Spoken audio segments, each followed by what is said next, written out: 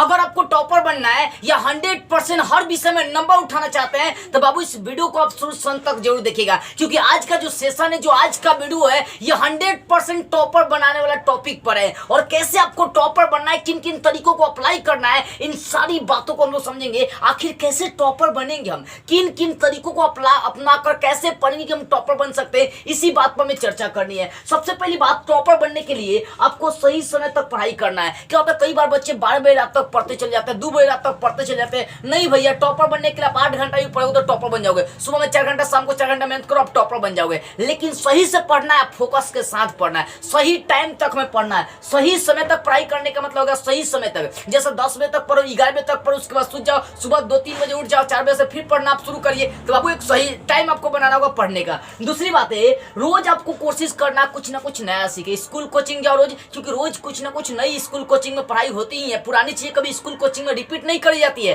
रोज कुछ ना कुछ नई होती है। तो कोशिश करें कि रोज कुछ ना कुछ अपने चैप्टर से, अपने सिलेबस से नया सीखे। क्योंकि अगर सोचिए, रोज अगर एक एक नई चीज सीखेंगे तो 365 दिन में 365 नई चीज आप सीखेंगे। दूसरी बात है, स्मार्ट स्टडी आपको करना है। देखो, हार्ड वर्क के साथ साथ आपको स्मार्ट वर्क भी करना होता है। स्मार्ट स्टडी का मतलब समझिए, जो भी चीज आप पढ़िए ना, स्मार्ट तरीके से पढ़िए। मान लीजिए कोई चीज आपको याद करना है, मान लो कि मुझे याद करना है बाबू प्रकाश का प्रवर्तन याद करना, तो मैं पहले समझूंगा क्या होता है प्रकाश, मतलब क्या होता है।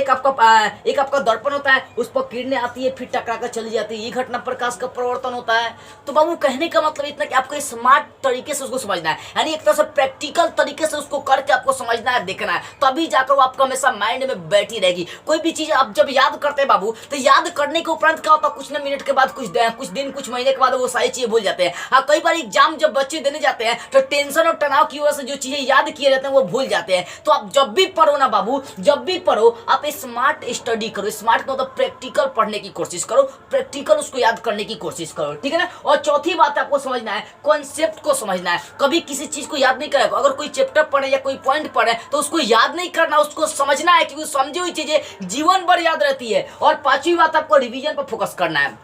जो आपका चैप्टर क्लियर हो गया, जो आपका स्कूल कोचिंग में आपका सिलेबस क्लियर हो गया, उसका रिवीजन करिए। देखो, रिवीजन करने से 3-4 फायदे होते हैं। पहले आपकी राइटिंग शुद्ध हो जाएगी, दूसरी चीज वो आपको हमेशा के लिए याद हो जाएगी, और तीसरा आपका टाइम मैनेज होगा। टाइम मैनेज का मतलब क्या, लिखने का स्पीड पे आपका कंट्रोल हो जाता है। तो रिवीजन पर ज्यादा आपको फोकस करना है, इसके लिए 2-3 घंटा आप एक्स्ट्रा टाइम बनेगा। और छठी बात है, कंफ्यूजन ना रखे। देखो क्या होता है, कई बार बच्चे जब स्कूल कोचिंग पढ़ने जाते हैं तो कुछ सवालों में डाउट रहता है, और आजकल के बच्चों का हर चीज में डाउट रहता है, और वो टीचर से डर से नहीं पूछते कि हमारे टीचर बुरा मान जाएंगे या हमारा दोस्तों सब सुन के हंसना शुरू कर देगा। अरे दोस्तों तो आज हंसेगा ना, लेकिन हमेशा के तुम बोका हो जाएगा और आज नहीं पूछेगा। बाबू देखो, मेरे कहने का इतना सा मतलब है कि जहां भी नहीं पूछा है, जहां भी अगर क्वेश्चन में थोड़ा सा भी डाउट आपकी है, उसको क्लियर करो, पूछो कि ये क्या होगा, आखिर ये कैसे हुआ, क्यों हुआ, किस लिए हुआ, कब हुआ। ये सारी चीजें क्वेश्चन मार्क्स लगाना सीखो। यही चीज आपके माइंड को विकसित करती है, और जब माइंड विकसित होगा ना, टॉपर बनने में टाइम नहीं लगेगा। याद रखना बाबू, इसलिए कंफ्यूजन नहीं रखना। जहां प्रश्न नहीं आ रही वहां पर पूछ लो, जहां समझ में नहीं रही वहां पर पूछ लो। और अपने ग्रुप स्टडी, सवाल जवाब करना है। दोस्तों का 4-5 दोस्तों का ग्रुप रखिए, और वहां पर अगर मान लो 5 दोस्तों का ग्रुप है, ठीक है ना, एक ग्रुप में 5 दोस्त है, अगर रोज आप 10-10 क्वेश्चन भी आप लोग याद करते हैं तो सोचो 10 क्वेश्चन दिया, अगर एक ही 10 क्वेश्चन दिया 5 को याद करने के लिए,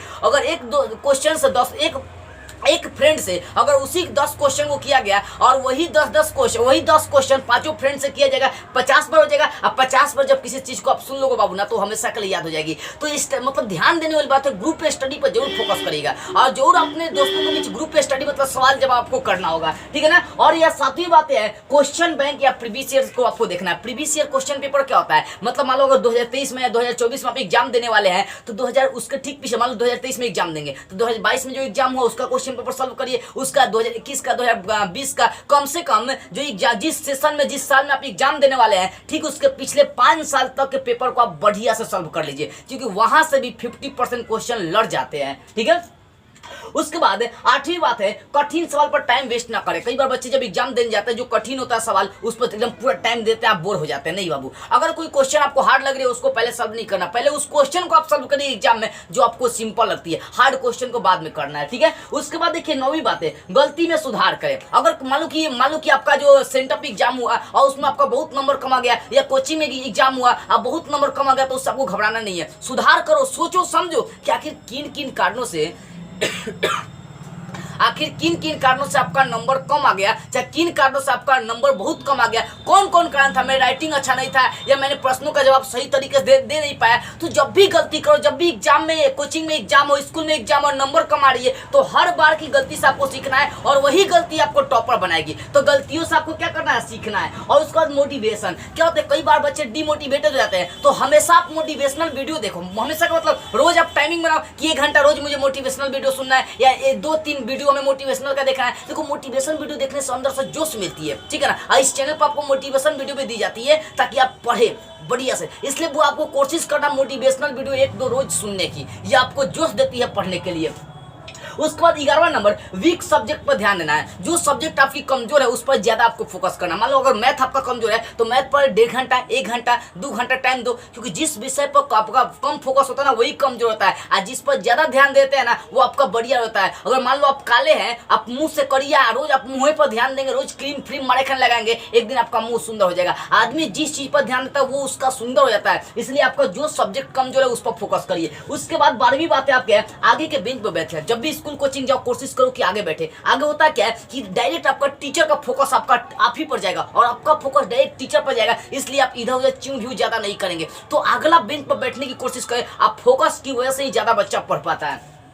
उसके बाद 13वीं बात है हैंड राइटिंग सुधारना। अपनी राइटिंग को सुंदर करिए, और अपनी राइटिंग को सुंदर नहीं करिएगा तो एग्जाम में नंबर नहीं मिलेगा। देखो पूरा आप एग्जाम में नंबर तभी उठा सकते हैं जब आपकी राइटिंग अच्छी होगी। अगर चाहते हैं पूरा का पूरा नंबर उठाए तो आपकी राइटिंग सुंदर होनी चाहिए, ठीक है। उसके बाद है 14वीं बात है ऑनलाइन क्लास भी आपको करना। मान लीजिए आपके कोचिंग में अगर कोई चैप्टर पढ़ाएगा तो उसी चैप्टर को आप ऑनलाइन भी जाकर समझिए और देखिए कि दोनों पढ़ाने का तरीका क्या है। तो ऑनलाइन भी आपको क्लास करना होगा। अगर आप टॉपर बनना चाहते हैं तो ऑनलाइन बिना पढ़े आप टॉपर नहीं बन पाएंगे।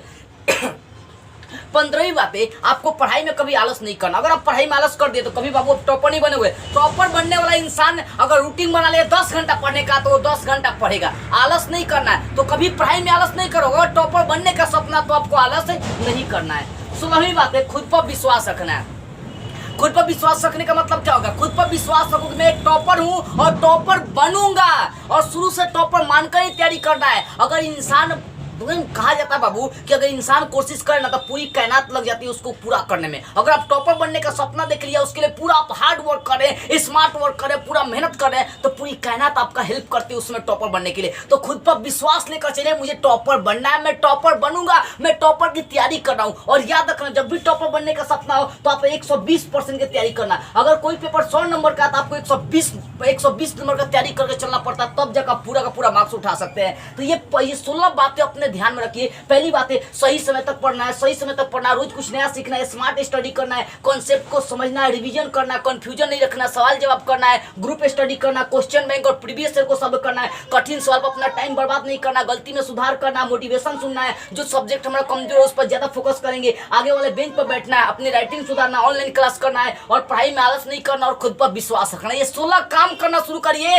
इस साल का आप टॉपर माने जाएंगे। आपको लग रही है कि इस वीडियो से कुछ सीखे ना, तो इस वीडियो को, इस आवाज को भारत के हर उस विद्यार्थी तक पहुंचाइए जो इस बार टॉपर बनने का सपना देखे हैं। और यदि आपका कोई सवाल है या कोई चीज आप पूछना चाहते हैं या किसी सिलेबस को या किसी चीज को आप कंप्लीट कराना चाहते हैं तो बाबू मेरे व्हाट्सएप नंबर से जुड़ जाइए। आपको स्क्रीन पर या डिस्क्रिप्शन में मेरा व्हाट्सएप नंबर मिल जाएगा, वहां से आकर जुड़िए। कोई भी सवाल हो, कोई भी चीज हो, बेहिचक आकर पूछिए, मैं हेल्प करने के लिए हमेशा आपकी रेडी रहूंगा। लेकिन हाँ, मेरे हर वीडियो को आप लोग शेयर जरूर करिएगा, कम से कम इतना चिल्लाकर पढ़ाने का थोड़ा सा आप लोग फल दीजिएगा। जय हिंद, वंदे मातरम।